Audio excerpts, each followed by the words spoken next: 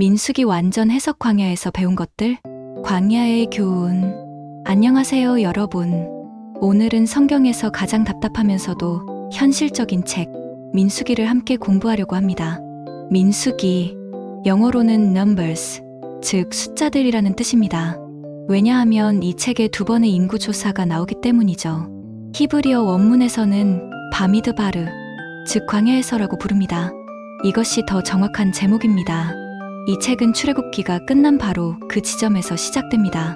시내산에서 성막이 완성되고 약 1년이 지났습니다. 이제 이스라엘 백성은 가나안을 향해 출발할 준비를 합니다. 시내산에서 가나안까지는 직선거리로 약 400km, 걸어서 11일 정도면 갈 수 있는 거리입니다. 그런데 놀랍게도 이 여정이 40년이 걸립니다. 왜일까요? 바로 불신앙 때문입니다. 민수기는 총 36장으로 이루어져 있고 크게 세 부분으로 나눌 수 있습니다. 1회, 1공장은 시내산에서의 준비입니다. 1일에 2호장은 옛세대의 불신앙과 광야 방랑입니다. 2.6회, 3.6장은 새 세대의 준비와 소망입니다. 이 책의 저자는 역시 모세입니다. 그는 40년의 광야 생활을 직접 경험하며 이것을 기록했습니다. 시간적 배경은 대략 기원전 1440년경 또는 1290년경부터 40년간의 이야기입니다. 민수기의 중심 주제는 불순종의 결과와 하나님의 신실하심입니다. 사람은 실패하지만 하나님은 포기하지 않으십니다. 백성은 배반하지만 하나님은 언약을 지키십니다. 이 책에서 우리는 하나님의 2가지 중요한 속성을 발견하게 됩니다. 하나님은 죄를 반드시 심판하시는 거룩하신 분이지만 동시에 끝까지 인내하시고 새로운 기회를 주시는 자비로우신 분입니다. 민수기는 광야 세대의 실패를 통해 우리에게 경고합니다. 불신앙이 얼마나 무서운 결과를 가져오는지, 원망이 어떻게 하나님의 축복을 놓치게 만드는지 보여줍니다. 동시에 새 세대를 통해 우리에게 희망을 줍니다. 하나님은 언제나 다음 세대를 준비하십니다. 준비되셨나요? 그럼 시내산 광야로 가보겠습니다. 일부 시내산에서의 준비. 첫 번째, 인구조사. 여호와께서 애굽 땅에서 나온 후 둘째 해 둘째 달 초하루에 시내 광야에서 모세에게 말씀하여 이르시되, 민수기는 정확한 날짜로 시작합니다. 출애굽 2년째 2월 1일입니다. 매우 구체적이죠. 이것은 민수기가 역사적 사실임을 보여줍니다. 하나님이 모세에게 명령하십니다. 인구조사를 하라고. 정확히는 군사력 조사입니다. 20세 이상 싸움에 나갈 만한 모든 남자를 세우라는 것입니다. 왜 인구조사를 할까요? 3가지 이유가 있습니다. 첫째, 전쟁 준비입니다. 가나안에는 강력한 민족들이 살고 있습니다. 이스라엘은 그들과 싸워야 합니다. 하나님이 함께 하시지만 백성도 준비해야 합니다. 둘째, 조직화입니다. 200만 명이 넘는 사람들을 질서 있게 움직이려면 체계가 필요합니다. 12지파별로 정확한 숫자를 파악하는 것입니다. 셋째, 하나님의 약속 성취를 확인하기 위함입니다. 창세기에서 하나님은 아브라함에게 내 자손이 하늘의 별과 같이 바닷가의 모래와 같이 많아질 것이라고 약속하셨습니다. 그 약속이 이루어지고 있는 것입니다. 조사 결과가 나옵니다.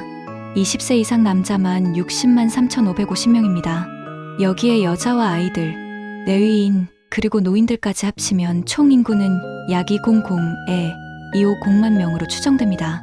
70명으로 이집트에 들어간 야곱의 가족이 400년 만에 하나의 민족이 된 것입니다.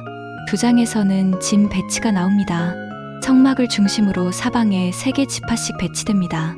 동쪽에 유다, 이사갈, 스불론, 남쪽에 르우벤, 시므온, 갓, 서쪽에 에브라임, 므낫세, 베냐민, 북쪽에 단, 아셀, 납달리.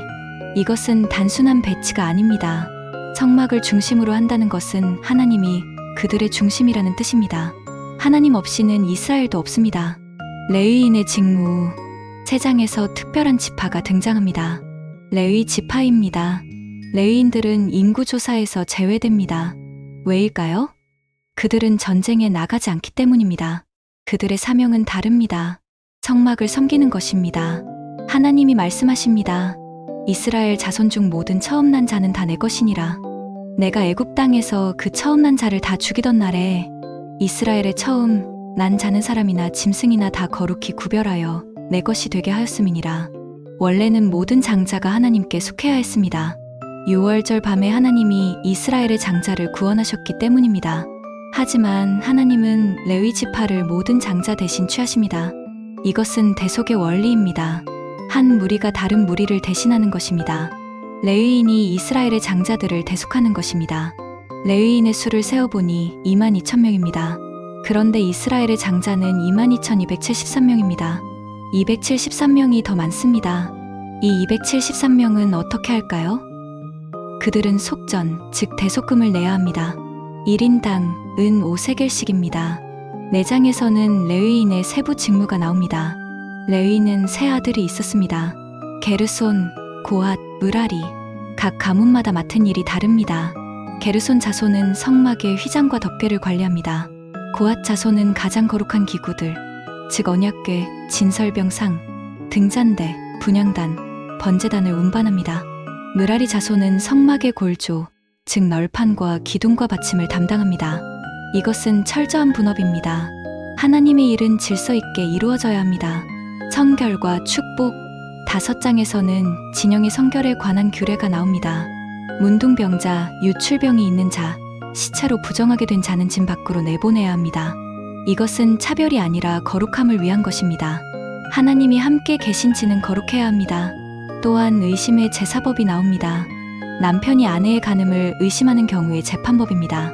이것은 당시 고대 근동의 잔혹한 관습들과 달리 공정한 절차를 제공합니다. 6장에서는 나실인 서원이 나옵니다. 나실인은 구별된 자라는 뜻입니다. 일정 기간 동안 자신을 하나님께 특별히 헌신하는 사람입니다. 나실인은 3가지를 지켜야 합니다. 첫째, 포도주와 독주를 마시지 않습니다. 둘째, 머리를 깎지 않습니다. 셋째, 시체를 가까이 하지 않습니다. 이것은 완전한 헌신의 표시입니다. 삼손, 사무엘, 사도 바울이 나실인 서원을 한 것으로 알려져 있습니다. 그리고 6장 마지막에 유명한 제사장의 축복이 나옵니다. 여호와는 내게 복을 주시고 너를 지키시기를 원하며, 여호와는 그의 얼굴을 내게 비추사 은혜 베푸시기를 원하며, 여호와는 그 얼굴을 내게로 향하여 드사 평강 주시기를 원하노라. 이것은 구약에서 가장 아름다운 축복 기도입니다. 3중 구조로 되어 있고 하나님의 이름 여호와가 3번 나옵니다. 복, 은혜, 평강. 이것이 하나님의 백성이 누릴 축복입니다. 출발 준비.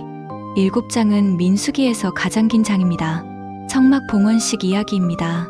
12지파의 족장들이 각각 하루씩 12일 동안 예물을 드립니다. 흥미로운 것은 모든 지파가 똑같은 예물을 드린다는 것입니다.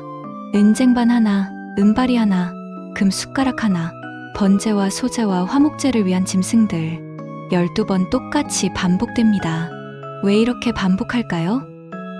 하나님 앞에서 모든 지파가 평등하다는 것을 보여주기 위함입니다. 어떤 지파가 더 중요하거나 덜 중요하지 않습니다.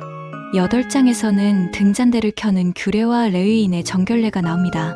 9장에서는 첫 6월절을 지킵니다. 출애굽 후 정확히 1년이 된 시점입니다. 6월절은 영원히 기억해야 할 구원의 날입니다. 그리고 구름 기둥과 불 기둥에 대한 말씀이 나옵니다. 성막 위에 구름이 머물러 있으면 진영도 머뭅니다. 구름이 떠오르면 진영도 움직입니다. 하루든 한 달이든 1년이든 구름이 머무는 동안은 기다립니다. 이것은 순종의 원리입니다. 하나님의 인도하심을 따르는 것입니다. 우리 계획이 아니라 하나님의 때를 기다리는 것입니다. 10장에서 드디어 출발합니다. 나팔을 불어 진영을 소집합니다. 출애굽 2년째 2월 20일 시내산을 떠납니다. 목적지는 가나안입니다. 모세가 장인 호밥에게 함께 가자고 권유합니다.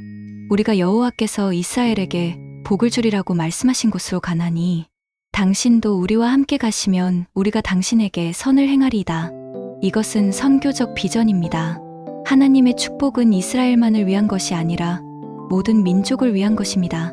2부, 원망과 반역, 백성의 불평. 출발한 지 얼마 안 되어 문제가 생깁니다. 백성이 원망하기 시작합니다. 백성이 악한 말로 여호와의 귀에 들림에 여호와께서 들으시고 진노하사 여호와의 불이 그들 중에 일어나 진영 끝을 사르니 불평이 시작된 것입니다. 시내산에서 얼마나 놀라운 경험을 했습니까? 하나님의 임재, 율법 수여, 성막 건축, 그런데 벌써 불평합니다. 더 심각한 것은 음식에 대한 불평입니다. 우리가 애굽에 있을 때에는 값없이 생선과 오이와 참외와 부추와 파와 마늘을 먹었거늘 이제는 우리의 기력이 다하여 이 만나 외에는 보이는 것이 아무것도 없도다. 놀랍지 않습니까? 그들은 노예 생활을 그리워하고 있습니다. 자유보다 음식을 더 중요하게 여깁니다. 하나님의 기적적인 공급인 만나에 실증을 내는 것입니다.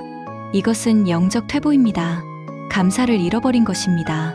하나님이 날마다 하늘에서 양식을 내려주시는데 이것밖에 없다고 불평합니다. 모세도 지칩니다. 백성의 불평이 너무 심해서 모세 자신도 무너집니다. 어찌하여 주께서 종을 괴롭게 하시나이까? 내가 어찌 이 모든 백성을 품을 수 있으리까? 나를 죽여 주옵소서. 리더의 번아웃입니다. 모세가 감당할 수 없는 지경에 이른 것입니다. 하나님은 두 가지 해결책을 주십니다. 첫째, 70명의 장로를 세웁니다. 모세의 짐을 나누어 질 사람들입니다. 하나님의 영이 그들에게도 임합니다. 사역은 혼자 하는 것이 아닙니다. 둘째, 백성이 원하는 고기를 주십니다. 그런데 축복이 아니라 심판으로 주십니다. 한 달 동안 먹게 하여 코에서 나오게 하리라. 탐욕의 결과를 보여주시는 것입니다. 메추라기가 엄청나게 날아옵니다. 백성이 밤낮으로 모읍니다. 그런데 고기가 아직 이 사이에 있을 때 하나님의 진노가 임합니다. 재앙이 일어나 많은 사람이 죽습니다.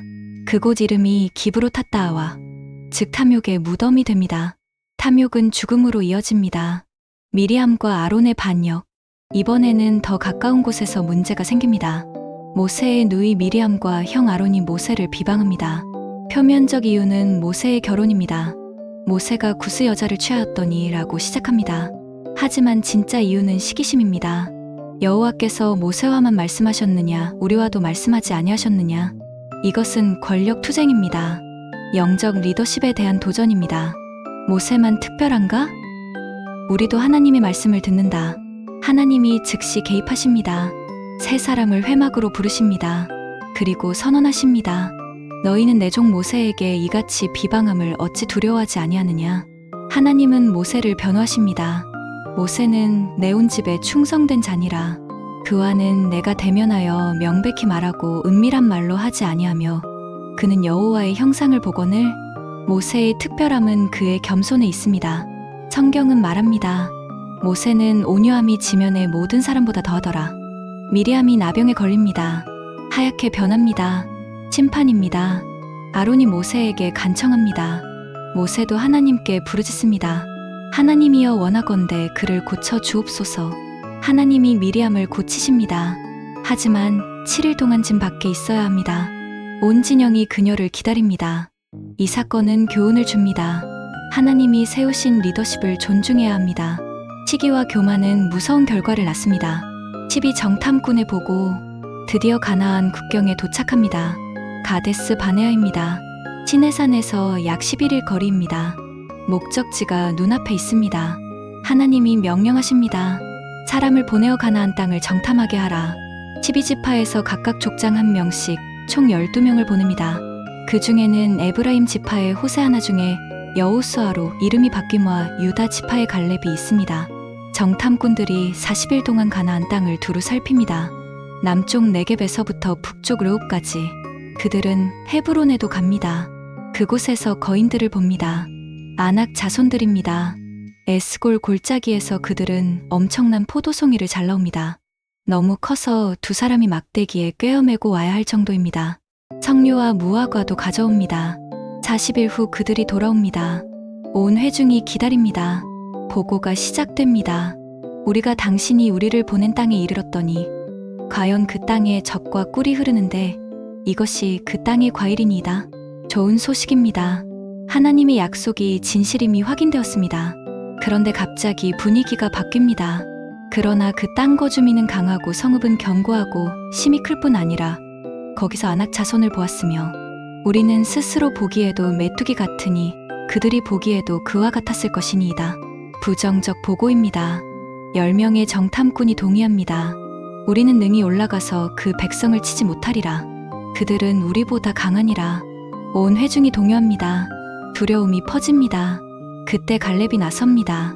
우리가 곧 올라가서 그 땅을 취하자 능히 이기리라. 믿음의 목소리입니다. 하지만 소수입니다. 10대 2입니다. 밤새 백성이 울고 원망합니다. 우리가 애굽 땅에서 죽었거나 이 광야에서 죽었으면 좋았을 것을 어찌하여 여호와께서 우리를 그 땅으로 인도하여 칼에 망하게 하려 하시나이까? 심지어 그들은 새 지도자를 세워 이집트로 돌아가자고 합니다. 완전한 배반입니다. 여호수아와 갈렙이 옷을 찢으며 호소합니다. 우리가 두루 다니며 정탐한 땅은 심히 아름다운 땅이라. 여호와께서 우리를 기뻐하시면 우리를 그 땅으로 인도하여 들이시고 그 땅을 우리에게 주시리라. 다만 여호와를 거역하지 말라. 그 땅 백성을 두려워하지 말라. 그들은 우리의 먹이라. 하지만 백성은 듣지 않습니다. 오히려 그들을 돌로 치려 합니다. 그때 여호와의 영광이 회막에 나타납니다. 하나님이 진노하십니다. 이 백성이 어느 때까지 나를 멸시하겠느냐? 내가 그들 중에 모든 이적을 행하였어도 어느 때까지 나를 믿지 않겠느냐? 하나님이 그들을 연병으로 쳐서 멸하고 모세로 더 크고 강한 나라를 이루겠다고 하십니다. 하지만 모세가 중보합니다. 놀라운 중보 기도입니다. 모세는 하나님의 영광과 이름을 위해 간구합니다. 주의 인내하심이 크시오니 주께서 말씀하신 대로 이 백성의 죄악을 사하시옵소서. 하나님이 응답하십니다. 내가 내 말대로 사하노라. 하지만 결과는 심각합니다. 하나님이 선언하십니다. 20세 이상으로 나를 원망한 자들은 내가 맹세한 땅에 결단코 들어가지 못하리라. 오직 갈렙과 여호수아는 들어가리라. 너희 자녀들은 너희가 생각하기를 약탈이 되리라 한 그들을 내가 인도하여 드리리니 너희가 싫어하던 땅을 그들이 알리라. 너희 시체는 이 광야에 엎드러질 것이요 너희의 자녀들이 너희의 죄악을 지고 너희의 시체가 광야에서 소멸되기까지 40년을 광야에서 유리하는 자가 되리라. 40일 정탐한 대로 40년을 광야에서 방랑하게 됩니다. 하루에 1년씩입니다. 20세 이상은 모두 광야에서 죽을 것입니다. 세 세대만 약속의 땅에 들어갈 것입니다. 부정적 보고를 한 10명의 정탐꾼은 즉시 재앙으로 죽습니다. 백성이 뒤늦게 후회합니다. 우리가 여호와께 범죄하였도다. 우리가 올라가서 여호와께서 말씀하신 곳으로 가겠노라. 하지만 이제 때가 지났습니다. 모세가 경고합니다. 여호와께서 너희 중에 계시지 아니하니 올라가지 말라. 그들은 듣지 않고 올라갑니다. 하나님의 언약궤도 모세도 진을 떠나지 않습니다. 결과는 참패입니다. 아말렉과 가나안 족속에게 쳐서 파멸합니다. 이것이 가데스 바네아의 비극입니다. 약속의 땅을 눈앞에 두고 불신앙으로 들어가지 못한 것입니다. 이번 1부는 여기까지입니다. 2부로 찾아뵙겠습니다. 구독과 좋아요는 사랑입니다.